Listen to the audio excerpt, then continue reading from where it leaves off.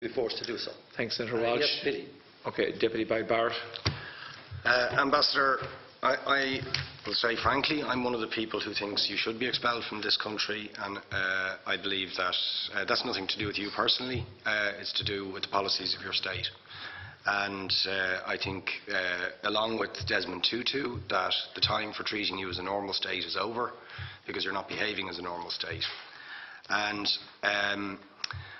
I just want to ask you questions, really, in relation to that contention. And I would just say, for the record, it certainly isn't motivated by anti-Semitism in my case. I mean, for example, when disgraceful attempts were being made to downplay the horrors of the Holocaust by people like David Irving, I brought a Jewish Auschwitz survivor to this city to organise meetings and get her on national television to remind the Irish people about the horrors of the Holocaust. And I would do so again if anybody tried to downplay the horrors of what were done to the Jewish people. But it is precisely because I'm opposed to racism that I oppose what your state is doing and what it stands for. So I just want to ask you a few questions in relation to that. And I should also say, by the way, I lived for a year on Moshav Neot Hakikar in the Dead Sea in 1987, 2 weeks before the first Intifada broke out. That leads me to my first question. You have tried to cover over what you have done, the killings of innocent people in Gaza on 3 separate occasions over recent years, the seizure of Palestinian land and so on, by attacking Hamas. Now, why don't you just admit that Hamas didn't exist when the first Intifada took place? They didn't set up an armed wing until the early 1990s. And that there was a reason that PLO were in Tunis at the time, exiled, effectively not present. But the ordinary Palestinians rose up because you denied them basic rights. I lived there. It was apartheid. It was racism. It was endemic. It was rotten. Absolutely, I was shocked within weeks of living there to see how you treated Palestinian people. And isn't it the fact that the law of return, which is the basic law of the Israeli state, is a racist apartheid law because it confers rights on Jews that it denies to Palestinians? It allows, for example, if I was Jewish and had never stepped foot in Israel, I could claim citizenship there tomorrow, but 6 million people whose origins are in what you now call Israel, who were forced out in 1947 or 48, do not have that right. Isn't that part of the reason why the Palestinians are in dispute with Israelis?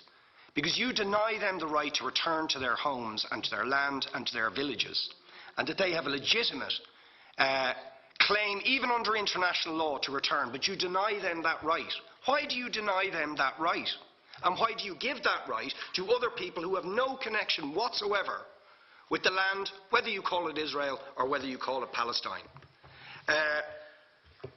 Why do you continue to seize land, if you're serious about Oslo and the two-state solution? Why do you continue to seize land, which under that agreement is land designated to be Palestinian land? 500,000 people, most of which has taken place since Oslo. You allow that to happen. Why do you allow it to happen if you're serious about giving this land to the Palestinians? It's absolutely extraordinary. And it just, are you not just taking us, Ambassador, for idiots? That you can say with a straight face, we're serious about peace, but while we're serious about peace, we're going to seize Palestinian land. And you expect the Palestinians to just sit back and do nothing about that. And the world to accept that that is an acceptable way to behave. And you asked earlier on, could we have some constructive solutions? Now, you know what the Palestinian people have been asking for. Far less even than some people would ask for. Because I believe the whole apartheid system should be dismantled.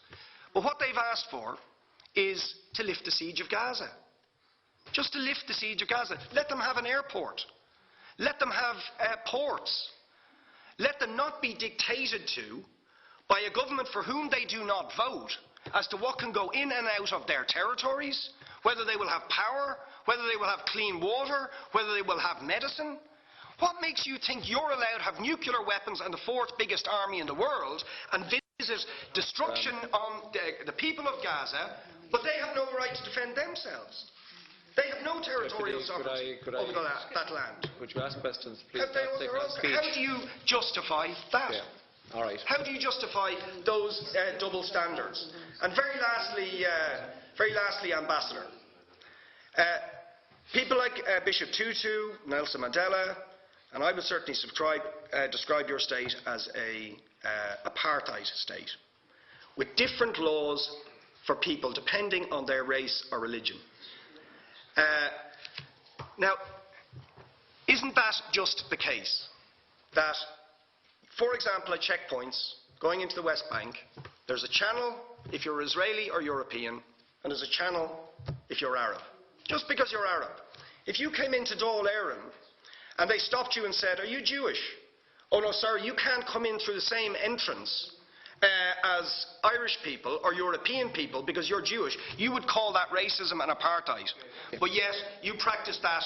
You practice that with your checkpoints and your military barriers and your apartheid wall. How can you justify that? All right, thank you. Last, Mr. Boyd Barrett, I think that I haven't heard so many cliches in such a short time for a long, long time. You belong to those who think that I had to be expelled from this country. I'm sorry to delude you too. And the fact that you mentioned a few times already this afternoon that you are not anti-Semite raises questions. I'm not saying that you are. Disgraceful comment. I'm not saying that you are. Absolutely disgraceful comment. Please. But the fact that you mentioned it, I never claimed that you're an anti-Semite. The fact that you mentioned it. Your document did. Now, you said that you experienced, you lived in the Otakikar. It was very hot and dry there. I know the area very well. And you saw that Israel is a racist country. I know what you've seen. You've seen all these buses in which only Jews, Ashkenazi Jews, can enter because the buses for Ethiopians, Russians, and Mizrahi Jews is a different bus. You probably saw the supermarkets to which only Israelis can enter. Arabs are not allowed. Or you haven't seen that, because these things do not exist in Israel. You know damn well that Israel is not a racist country. Israel is a country in which everyone has the same rights. Every person doesn't matter to which religion or which orientation he has the right to vote and be elected. We have in Israel politicians that represent the minority, the Arab minority. We have judges at different levels of the juridical system. We have army officers. There are a lot. We have diplomats who are either Druze or Bedouins or other kinds of Arabs. And we are very proud of that, because Israel is a democracy that respects the rights of everyone. I know you can say that you don't believe me, but I saw it for myself. Exactly, so you've seen different things. Okay, please, I don't want this getting personal. Now, there are people, and I think you hinted towards that Israel was trying to mass murder the civilians of Gaza. In 2000, Gaza population was 1.2 million people. Today there are over 1.7 million people. That means that we are doing a very bad job trying to commit genocide to these people. I think that Israel proved the opposite. Israel proved that it tries to avoid the loss of life of innocent people. The fact that this huge army of Israel did not cause more than, and I'm saying again, it's a terrible figure, hundreds of people died, but again, it could have been much, much worse than that if Israel wouldn't have been very careful when it was retaliating towards the Hamas. You speak about the right of return, which is another interesting phenomenon. What you're speaking about is a destruction of the state of Israel. That's exactly what you're talking about. Because giving the right of return to every Palestinian after... Wait a minute, I'm speaking. Please. Deputy Barrett, Ambassador, could you stick to the point as quick as much as you can? Yeah, because I'm trying to finish up the meeting. It struck my mind very often. In 1948, 700,000 Palestinians, no, they were not Palestinians, sorry, they were called Arabs, because everybody that lived in Israel was a Palestinian, including Jews. until 1948. You may not know that, but that was the situation. So an amount of more than 700,000 Arabs left their homes, many of them because they were promised by Arab leaders and by the leadership of the Arab population there that if they escape, if they leave, they will come back after the Jews would be thrown to the sea. We all remember that. By the way, more or less at the same time, 850,000 Jews were expelled, were forced to leave Arab countries. Iraq, Iran, Egypt, Yemen, Libya, and many, many more. So if you are speaking about refugees, there were more refugees coming, or Jewish refugees, but the difference is huge. The Jewish refugees immediately became citizens of the State of Israel. They were well absorbed into the society, and now their children and grandchildren live as Israeli citizens. The Palestinians were never rehabilitated because it was the purpose of the Arab world to use them as a political tool. And this is why we do think that the organization UNRWA, that is in charge of Palestinian refugees, creates here a big problem, because